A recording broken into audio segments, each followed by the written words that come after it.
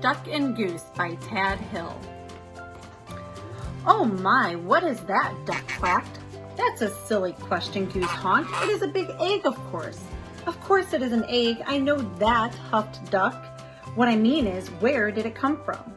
Goose looked skyward, he looked to the river, he looked to the fields, he thought very hard. "Who are you?" he finally asked. "I," said Duck, puffing out his feather chest, "am the one whose egg this is. I saw it first." Goose quickly raised his webbed foot. "It's mine. I touched it first." "Hey, you should never put your dirty foot on an egg," Duck scolded. "Don't you know anything about caring for eggs?" "Yes, I do," Goose cried out.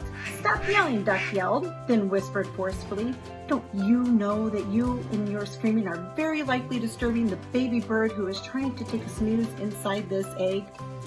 Goose wished that Duck wasn't right. He lowered his head and whispered softly, "I'm very sorry. Go back to sleep in there."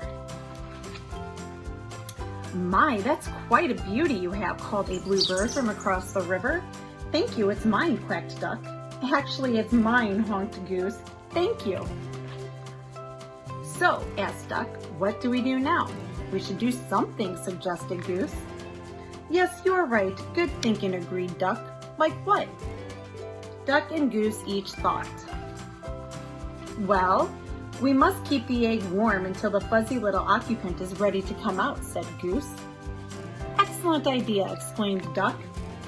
He pushed past Goose. "Step aside and I shall do just that." But Goose was quick too.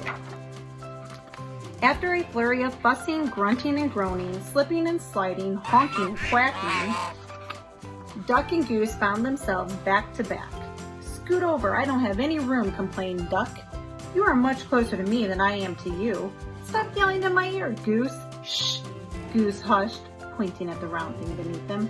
Yes, we must remember. Quiet, quiet, quiet. We mustn't disturb the little one." And so they sat very still and very quiet, waiting. For a long time they waited. They listened to the crickets chirp and the frogs burr. "I'm going to teach this baby bird to quack like a duck," Duck boasted. "Well, I'm going to teach it to honk like a goose," Goose honked back. "I'm going to teach this baby bird to waddle," Goose added. "So am I," Duck said.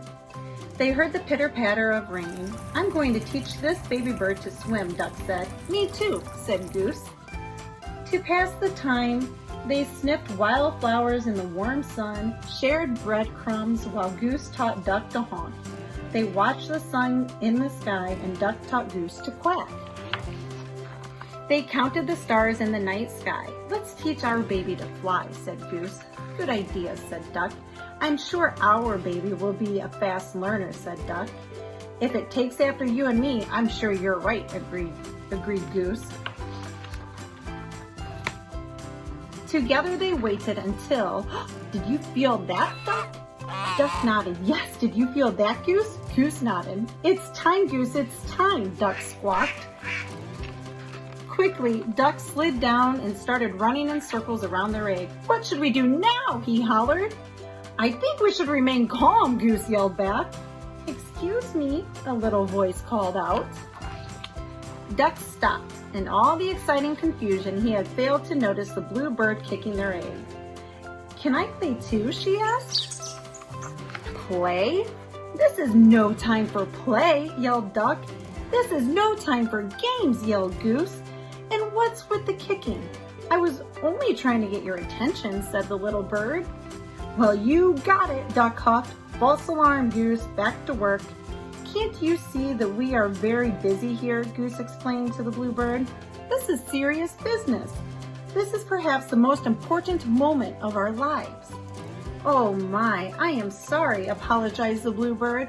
"I had no idea. I just thought that maybe I could play with your ball. It really is a nice one," she added, and then she flew away. Goose gulped. "Did she say ball?" he whispered to Duck. "You know, I did have my doubts," Duck finally said. "It's a bit squishier than most eggs I've seen." Yes, and I must say, I was somewhat suspicious of the big dots, Goose admitted. It may not be an egg, but it is lovely, said Duck. Oh, absolutely, Duck, Goose agreed. It's a keeper. As the crickets chirped, the frogs burped, and the grass swayed in the gentle breeze, Goose quacked and Duck honked, and the ball bounced, rolled, and sometimes even flew.